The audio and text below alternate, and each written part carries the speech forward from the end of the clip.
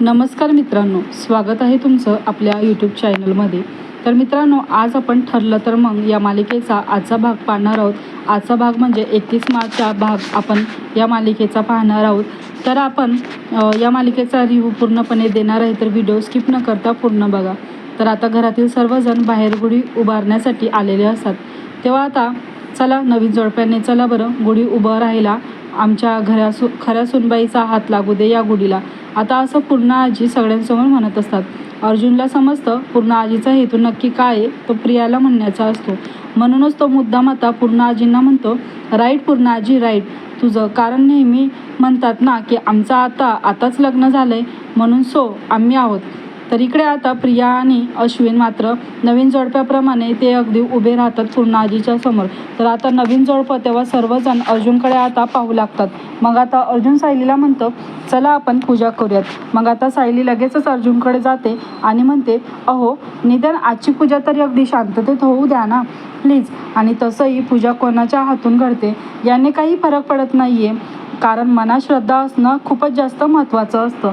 मग आता असं म्हणून ती अर्जुनला तिथेच गप्प करते आणि शांत बसायला सांगते. तर आता असं म्हणते तेव्हा अर्जुनसुद्धा आता सायलीला हो असं म्हणतो आणि तिचं ऐकतो. मग त्यानंतर कल्पना आता म्हणते, अश्विन, तन्वी तुम्ही या पुढे आणि गुढी उभारून घ्या बरं. मग आता प्रिया ही मोठ्या तोऱ्यातच पुढे जाते आणि लगेचच गुढीची तयारी करू लागते. अर्जुनला आता खूप वाईट वाटत असतं, कारण सकाळपासून सायली किचनमध्ये राबत होती आणि हे सगळं डेकोरेशन वगैरे तिनेच केलेलं होतं. तरी सायलीला हा मान मिळत नाही, त्यामुळे त्याचं मन जे काही आहे ते आता नाराज झालेला असतो तो.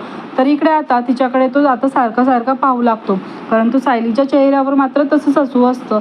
इकडे आता प्रिया ही गुढी हातात घेते तेव्हा अश्विनसुद्धा आता तिच्या सोबतच असतो. मग आता अर्जुनला अजिबातच हे आवडत नसतं, परंतु सायली त्याला इशारा करते, स्माईल करते आणि त्यानंतर आता सायली अर्जुनबरोबर गप्पा मारत असते. तेव्हा तिचं लक्ष आता त्या गडूकडे जातं. जर तो गडू म्हणजेच तांब्या असतो ना, तो आता काठीमधून थोडा निघालेला असतो आणि खूप हलत असतो. आता सायली ते पाहते आणि तिला आता धक्का बसतो. तर इकडे अश्विन आणि प्रिया हे दोघंही आता त्या तांब्याकडे तिथे खांब्याला बांधण्याचा प्रयत्न करत असतात. गुढीला अजूनच लक्षसुद्धा आता त्या अर्जुनचं लक्षसुद्धा आता त्या गुढीकडे जातं. तर तो तांब्या जो असतो ना, तो आता पडणारच असतो, त्यामुळे तो आता खूपच घाबरतो. मग आता घरातील सर्वांचं लक्ष त्या तांब्याकडे जातं. तर सर्वांना आता मोठा धक्का बसतो. सर्वजण आता घाबरतात. तर आता धक्क्यामुळे तो तांब्या खाली पडतो. तो थेट प्रियाच्या आता डोक्यातच जाऊन पडतो आणि तो तांब्या खाली पडू नये यासाठी सायली पटकनच आता तांब्या पकडण्यासाठी आपले दोघे हात पुढे करते आणि तो तांब्या आता झेलते. तर प्रियाच्या आता डोक्याला चांगलंच लागलेलं असतं, म्हणूनच ती आता ओरडत बसते. मग आता अश्विनला प्रियाची खूपच काळजी वाटू लागते. तो आता गुढी सोडून लगेचच आता प्रियाला शेजारी जातो. तर आता लगेचच अर्जुनचं लक्ष गुढीकडे जातं, कारण गुढी आता खाली पडणार असते. तेव्हा सर्वजण आता घाबरतात, गुढी पडते की काय. तर अर्जुन आता पटकन पुढे होतो आणि स्वतः गुढी हातात घेतो आणि पडण्यापासून वाचवतो. मग आता इकडे प्रिया ही आई गं मला खूप लागलंय असं म्हणून आता अश्विनला सांगते. तेव्हा अश्विन तिला आता जरा बाजूला बसायला सांगतो. मग आता ती म्हणते की खूप अशक्तपणा आला आहे ना मला, म्हणूनच हातातून निसटलं. तेव्हा कल्पना म्हणते, अगं असं नाही आहे, वजन ना तुला पेलवलं नसतं, पण असू देत, आता काही हरकत नाही. तेव्हा आता अश्विन विचारतो, तुला जोरात लागलं तर नाही ना गं. मग आता ती म्हणते, हो जोरातच लागले. तेव्हा तुला गरगरतंय का असंही लगेच अश्विन विचारतो. मग आता ती गरगरल्याचं अजूनच नाटक करू लागते आणि हो असं म्हटल्यानंतर त्यानंतर आता अर्जुन आणि सायली दोघीही गुढी उभारतात. तेव्हा आता लगेचच विमल त्या दोघांकडे पाहतच राहते आणि म्हणते, अरे वा, सायली वहिनींनी आणि अर्जुन दादांच्या हातूनच उभारली शेवटी गुढी. मग आता सर्वजण त्या गुढीकडे पाहतच राहतात. अर्जुन सायलीला आता आनंद झालेला असतो. मग आता चैतन्य म्हणतो की आता पूजासुद्धा सायली वहिनीनेच करावी लागेल. तेव्हा अर्जुन म्हणतो की हो बरोबर आहे. मग आता कल्पना आणि पूर्णाजी रागातच चैतन्याकडे पाहतात. तर तेव्हा चैतन्य म्हणतो, तन्वीला बरं नाही आहे ना, मग कसं करायचं मावशी. मग आता प्रिया म्हणते, एवढे काय मरायला टेकले नाही आहे मी, चल अश्विन आपण पटकन पूजा करून घेऊयात. असं आता ती उठायला जाते तेव्हा अश्विन म्हणतो, अगं तन्वी थांब जरा, अगं काय करतेस, काय तुला अगं चक्कर आल्यासारखं वाटत आहे ना. मग आता तो म्हणतो, बस बरं तू इथं एका ठिकाणी. मग आता लगेचच विमान म्हणते, अहो तन्वी ताई तुम्हाला खूप त्रास होतोय का, पूर्णाई आता काय करायचं हो, जरा पूजा करताना तन्वी ताईंना चक्कर आली ना तर थबक पडलं तर मग पुढे करायचं तरी काय, उगीच अपशकुन होईल ना. तेव्हा प्रिया आता डोक्याला धरून ठेवते. त्यानंतर कल्पना म्हणते, विमल उगीच काहीतरी आता बडबडू नकोस.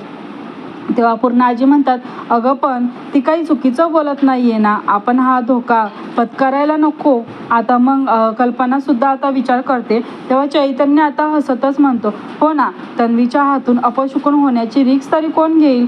तेव्हा पूर्णाजी म्हणतात, कल्पना अगं या दोघांना पूजा आता करू देत. कल्पना हो किंवा नाही काहीच बोलत नाही. तर प्रिया आता घाबरते की माझ्या हातून काही होणार तर नाही ना. त्यानंतर अर्जुन सायलीकडे पाहून असतो. मग त्यानंतर तो मुद्दामच म्हणतो की अगं पूर्णा आजी आता या दोघांना, म्हणजेच त्यानंतर तो म्हणतो की आजी अगं कर ना एक्सप्लेन, आम्ही दोघे म्हणजे कोण, मी आणि माझी बायको ना.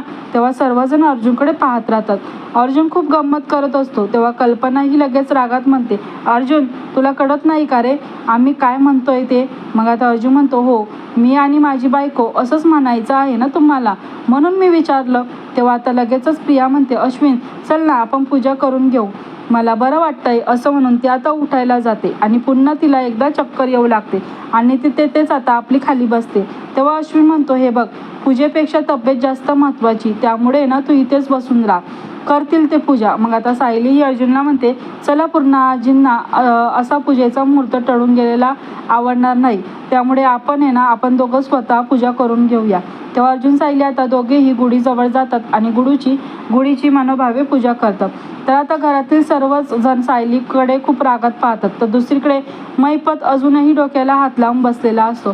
तेव्हा आता नागराज म्हणतो, अरे ती दामिनी देशमुख एवढी ग्रेट वकील असेल ना तर तिला कॉल करूयात ना, आपण तिला भेटायला जाऊयात, या आश्रम केसच्या झंझटना एकदाच संपून टाकूयात. अरे कर फोन पटकन तिला. असं म्हणून तो आता नागराज तिला फोन करतो. तेव्हा आता लगेचच महिपत सांगतो, संपणार या आश्रम केसचा ना झंझट नक्कीच संपणार आणि ही दामिनी देशमुखच या झंझट संपवणार, असं महिपत म्हणून लगेच तिला कॉल करतो. तेव्हा महिपत आता कॉल केल्यानंतर लगेचच तिथे कामासाठी मुलगी असते ना ती कॉल रिसीव करते आणि इंग्रजीमधून बोलत असते. तेव्हा महिपत म्हणतो, एक काम कर, ती बाई ना अगोदर मराठीत बोल, म्हणजे मला समजेल काय पद्धतीने बोलतीये ना ते. तेव्हा आता अगोदर तुमच्या मॅडमकडे फोन द्या, असं आता महिपत तिला म्हणतो. तेव्हा आता नाही, आमच्या दामिनी मॅडम आज खूप बिझी आहेत, मी आता सध्या त्यांच्याकडे फोन देऊ शकत नाही. मग आता महिपत शिकरेला बोलायचं असं सांग. तेव्हा कोण महिपत शिकरे, आम्ही नाही ओळखत, असं म्हणून ती मुलगी म्हणते, आठवड्या अगोदर तुम्हाला अपॉइंटमेंट द्यावी लागेल आणि मगच त्या तुम्हाला भेटतील. एक काम करा, तुम्ही या नंबरवर मेसेज करा, मग तुमची अपॉइंटमेंट घेऊन ठेवते. तेव्हा महिपत डोक्यालाच हात लावतो आणि म्हणतो, अगं थांब जरा, ठेवू नको फोन. तेव्हा ती पटकनच फोन ठेवते. मग आता लगेचच महिपत म्हणतो की नागराज शेठ, आजवर कुणीच माझ्या तोंडावर असा फोन कट केला नाही. तेव्हा नागराज म्हणतो, अपॉइंटमेंट तर नाहीच ना मिळाली. मग आता महिपत म्हणतो, नाही ना मिळाली, अजून आता ही दामिनी देशमुख कोण आहे बघायलाच पाहिजे. तर आता इकडे घरातील सर्वजण हॉलमध्ये बसलेले असतात. तेव्हा प्रिया मात्र अजूनही डोक्यालाच हात लावून बसलेली असते आणि मनातच विचार करते, माझे सर्व डाव माझ्यावरच कसे उलटत आहेत कळतच नाहीये. सायलीला काम करायला लावायचं म्हणून मी आजारपणाचं नाटक केलं आणि त्यामुळे मला तर पूजासुद्धा करता आली नाही, असं म्हणून ती आता स्वतःशीच फुटफुटू लागते. तेव्हा अश्विनी आता विचारतो, तन्वी कसं वाटतंय ग तुला, आता चक्कर तर नाही येते ना. मग आता ती म्हणते, नाही रे अश्विन. आणि चैतन्य तिच्याकडे पाहून मात्र गालातल्या गालात हसत असतो, कारण तिची फजिती झालेली असते सर्व काही. ती पाहून आता दोघेही तिच्याबद्दलच गॉसिप करू लागतात. त्यानंतर अश्विन पुन्हा विचारतो, पोटात दुखतंय का ग तन्वी. नाही रे बाबा. त्यानंतर आता लगेचच सायली तिथे सर्वांना प्रसाद देणार असते. मग आता अर्जुन तिच्याकडे पाहतच राहतो. तेव्हा ती अगोदर पूर्णाजींना प्रसाद देते. तर पूर्णाजी आता जरा रागातच सायलीकडे पाहतात. त्यानंतर ती आता कल्पनाला प्रसाद देते. तर कल्पना प्रसाद घेते आणि लगेचच उठते आणि म्हणते, विमल चल मला पटकन स्वयंपाकाला मदत करू लाग. तर मग आता त्यानंतर सायली लगेच अश्विनला सुद्धा प्रसाद देते. तर अश्विन प्रियाला म्हणतो, तन्वी मी तुझ्यासाठी ना डोकं शेकायला जरा बर्फ घेऊन येतो. तेव्हा प्रिया हो असं म्हणते. मग सायली आता पुढे जाते आणि प्रियाला प्रसाद देते. तेव्हा प्रिया आता रागातच तिच्याकडे पाहते. मग त्यानंतर सायली हळूच तिच्याजवळ जाते आणि म्हणते की जरा जपा स्वतःला, जरा गुढीच्या निमित्ताने कपाळमोक्ष झाला असता तुझा. तेव्हाच आता प्रिया रागातच म्हणते, आज मी आजारी होते ना, म्हणून तुला पूजा करता आली. तेव्हा आता सायली म्हणते, तरीही तू ही पूजा ना चांगल्या मनाने अजिबात केली नसतेस, म्हणूनच तुला ही पूजा करता आली नाही. आणि शेवटी कसं आहे ना, देव तर सगळं काही बघत असतो. मग आता लगेचच प्रिया म्हणू लागते की मी पूजा कशी केली असती ना हे तू ठरवू नकोस. तेव्हा सायली म्हणते, ठरवायचं काय आहे त्यात, कारण तू तर नेहमी असं तिरस्कारच करतीयस ना. इकडे अर्जुन म्हणतो की सर्व सॅच्युरेल्स झालेले आहेत, बरं मी ऑफिसला निघतो. चैतन्यसुद्धा सायली म्हणते, ओ थांबा ना प्लीज, आजच्या दिवस तरी जेवायला थांबा. अर्जुन म्हणतो, ऑलरेडी आता खूप उशीर झालेला आहे. तर दुसरीकडे आता प्रतिमाने आता गुढीची सर्व तयारी अगदी छान पद्धतीने केलेली असते. तेव्हा नागराज आणि सुमन हे दोघंही आता हार बनवत असतात. मग आता त्यानंतर रविराज तेथे येतो आणि प्रतिमाजवळ जाऊन उभा राहतो.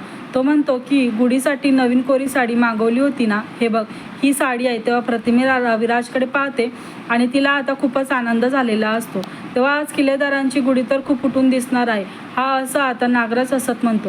मग प्रतिमा आणि रविराज देखील असतात. त्यानंतर आता सुमन म्हणते, पहिलं ना भाऊजी आणि वहिनींमध्ये किती प्रेम आहे ते, अहो भाऊजींना करमतच नाही वहिनी बरोबर बोलल्याशिवाय, अजिबातच नाही. तर तुमचं हो, भाजीमध्ये मीठ जरी जास्त पडलं ना तरी 4-4 दिवस बोलायचं नाही, असं कुठे असतं का, असं सुमन नागराजला म्हणते. मग आता नागराज म्हणतो, आता माझ्यावर घसरण्याची काही गरज आहे का यामध्ये. आता ती म्हणते, तुम्ही असंच करताय. मी त्यानंतर आता रविराज म्हणतो, चल नागराज, झाली सर्व तयारी. तेव्हा सर्वजण बाहेर गुढी उभारण्यासाठी जातात. तर इकडे प्रतिमा आणि त्याचबरोबर रविराज, नागराज आणि सुमन हे आता चौघही जण आता मिळून आता छान प्रकारे गुढी उभारतात. तेव्हा आता अगोदर प्रतिमा त्या गुढीची पूजा करते आणि मग त्यानंतर गुढीला छान प्रकारे ओवाळते सुद्धा. मग आता सुमनकडे ती औक्षणाचं ताट देते.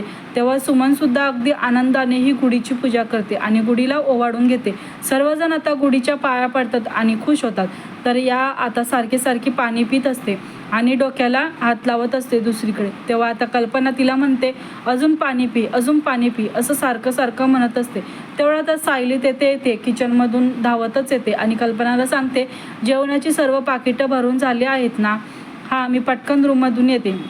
मग कल्पना हो असं म्हणते. त्यानंतर आता कल्पनाला आठवतं की तिचा मोबाईल पूर्णाईच्या रूममध्ये राहिला आहे, म्हणून ती आता प्रियाला सांगते की अगं तन्वी, माझा मोबाईल ना तिकडे राहिला आहे, तेवढा मी घेऊन येते. तेव्हा ती म्हणते की हो ठीक आहे. असं प्रिया आता म्हटल्यानंतर तेथे कोणीच नाही हे पाहतच प्रिया आता त्या संधीचा फायदा घेते आणि तिच्या हातात जो काचेचा ग्लास असतो ना तो घेऊन आता जे मागतकरी बसणार असतात ना त्यांच्याजवळ जाते आणि लगेचच एक कापड घेते आणि ग्लास ते फोडून टाकते. ते ग्लास फोडल्यानंतर तिच्या हातामध्ये ती थोडी काच भरते आणि त्यानंतर रक्त येतं. मग आता ती जरा जोरातच ओरडते, पण कोणी जर पाहिलं तर खूप मोठा प्रॉब्लेम होईल या विचाराने ती आता शांत बसते आणि म्हणते, आता एक आयडिया करायला पाहिजे. असं म्हणून ती तेथे मागतकरी येणार असताना त्यांच्याच बरोबर दिशेने ती आता काचा सगळ्या अशा पसरून ठेवते आणि कुणी येतात का हे पाहते, याची आता ती खात्री करून घेते. तर त्यानंतर प्रिया आपलं काम करून घेते. सायली येते का याची वाट पाहत असते. तेवढ्यातच सायली तिच्या रूममधून बाहेर येते. मग आता प्रिया लगेचच तिच्या जागेवर जाऊन बसते. इकडे सायली तिच्याकडे दुर्लक्ष करतच किचनमध्ये जाते. काही वेळाने सायली किचनमधून चहा घेऊन येते आणि पूर्ण आजींना देण्यासाठी म्हणून त्यांच्या रूमकडे जाते. तर प्रिया आता नेमकं हे आता पाहते की सायली अजूनही इथे नाही आहे म्हटल्यावर आता ती लगेच एका दादांना कॉल करते आणि विचारते, मी तुम्हाला जे फूड पॅकेट आणायला सांगितले होते ते पॅकेट कुठे आहेत बरं, घेऊन आलात का तुम्ही. तेव्हा ते म्हणतात की गेटजवळच उभा आहे मी. माता प्रिया म्हणते, काय गेटजवळ, तुम्ही येऊ नका आतमध्ये, मी येते बाहेर. असं म्हणून प्रिया आता फोन ठेवते आणि लगेचच बाहेर जाऊ लागते. तेव्हा आता हे अन्न नक्की खराब आहे ना असं त्या दादांकडे जात ती विचारते. तेव्हा हो, सकाळी आंबून गेलंय ते अन्न, असं आता ते दादा म्हणतात. तेव्हा ती आता म्हणते, अहो हळू बोला, जरा हळू बोला. मग आता आम्ही फेकून देणारच होतो, तेवढं तुमची ऑर्डर आलंच. आता ते काका म्हणतात, तेव्हा किती झाले आहे असं आता लगेचच प्रिया त्यांना विचारते. तेव्हा म्हणतात फक्त 3,000 रुपये. मग आता एवढे पैसे असं म्हणून आता रागातच प्रिया विचारते. तेव्हा ते नासलेलं अन्न तुम्ही कोणाला खायला घालणार ना, पापाची किंमत जरा जास्तच असते ना. तेव्हा राहू द्या, मला शिकवू नका आता पापाची किंमत म्हणे. असं म्हणून ती त्याच्या हातावर पैसे आता लगेचच पैसे टेकवते. मग आता प्रिया ही अगदी चोरून लपूनच घरात येते आणि घरात आल्यानंतर आपल्याला कोणी पाहत तर नाही ना अगोदर याची खात्री करून घेते. खात्री करून घेतल्यानंतर जे नासलेलं अन्न खराब झालेलं असतं ना त्याचे सर्व पॅकेट्स ती बनवून घेते. आता सायलीने बनवलेल्या पॅकेट्स शेजारी ठेवते. सायलीने जे बनवलेले पॅकेट्स असतात ना ते चांगले पॅकेट्स असतात. ती आता एका बॅगमध्ये भरते आणि म्हणते की झालं बाबा एकदाचं काम. आता एक काम करते, जे सगळं आहे ना ते तिकडे बाहेर कुठेतरी टाकून देते म्हणजे कुणाला संशय येणार नाही माझ्यावर. तेव्हा आता असं म्हणून ती पटकनच बाहेर जाते. तर तिच्या हातामध्ये जी काच भरलेली असते ना ती सारखी सारखी आता तिला दुखत असतं.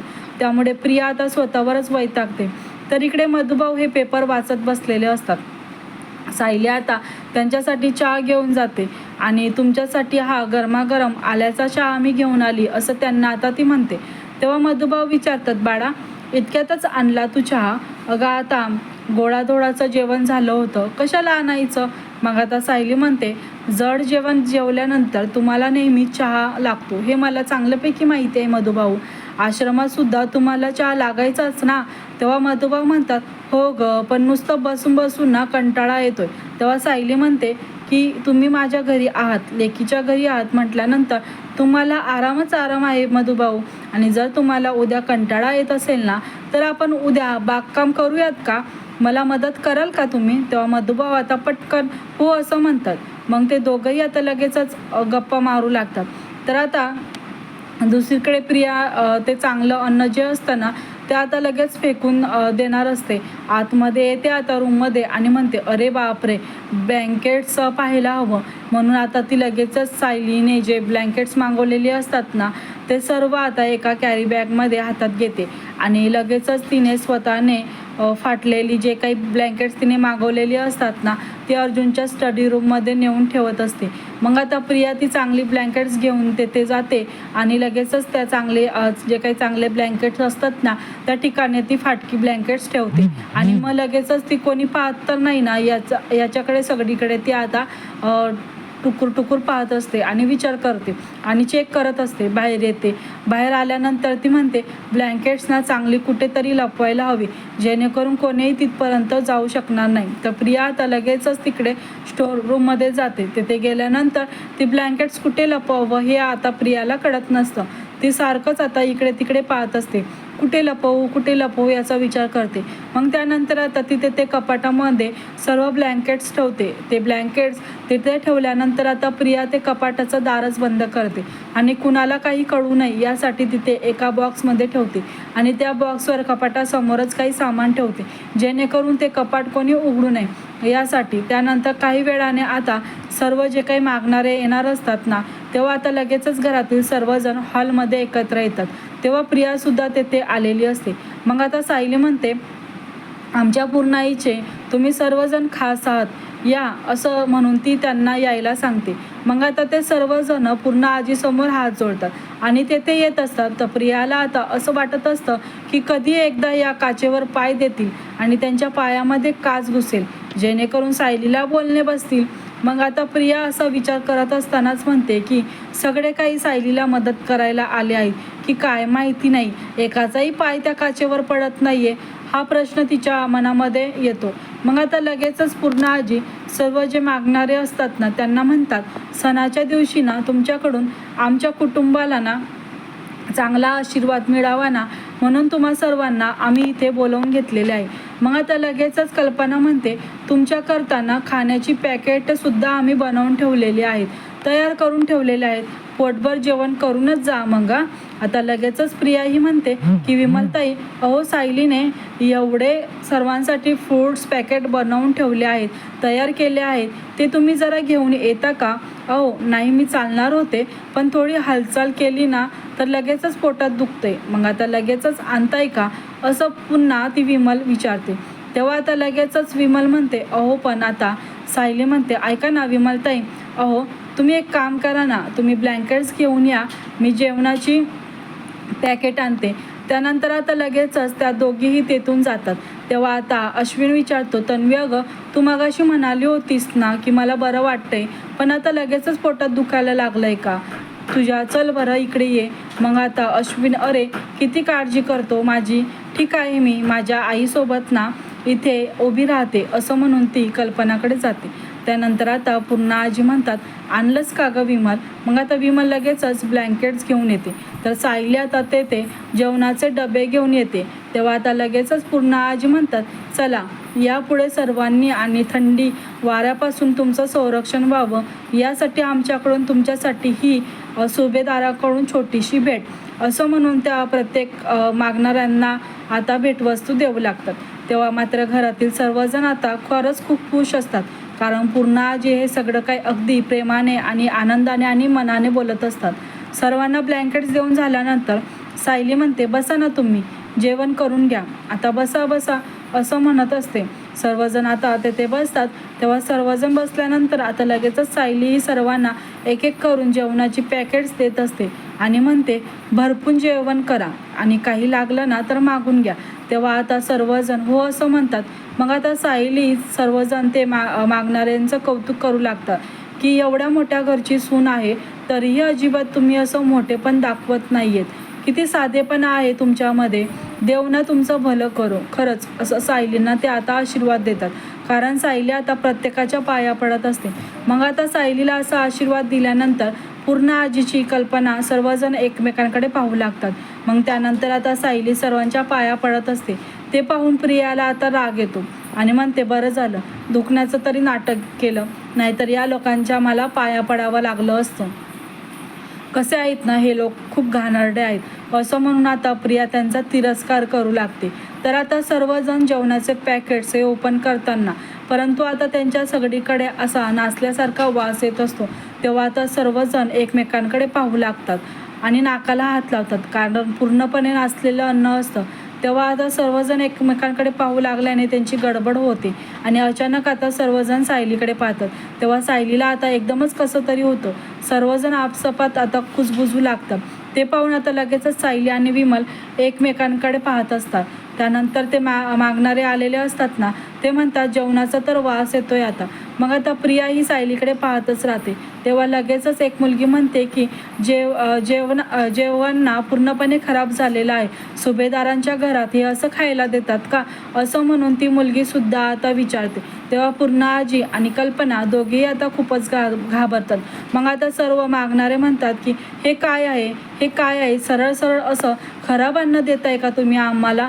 सायली म्हणते की नाही हो सर्वांना. आता ती म्हणते, थांबा, सर्व अन्न ताजं आहे, मी मगाशी स्वतः स्वयंपाक केलाय. आता लगेचच ते मागणारे म्हणतात, सायलीला म्हणतात की तू तर गुणी आहेस खूप, परंतु असं काही केलं नाहीये तर आम्हाला इकडे बोलावून आमची थट्टाच केली आहे. मग आता लगेचच दुसरी मुलगीसुद्धा म्हणू लागते की अन्नपूर्णा आताही आम्ही गरीब आहोत म्हणून तुम्ही आमचा असा अपमान करताय का.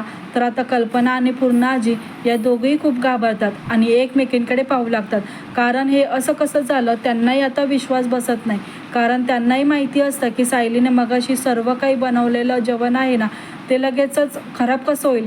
पूर्ण आई आता म्हणतात की आम्ही गरीब आहोत म्हणून तुम्ही आमचा असा अपमान करू नका, असं सर्वजण बोलू लागतात. पूर्ण आजी म्हणतात, नाही नाही, तुमचा काहीतरी गैरसमज होतोय, सगळं काही ताजं अन्न आहे, मगाशी सगळं काही बनवलेलं आहे.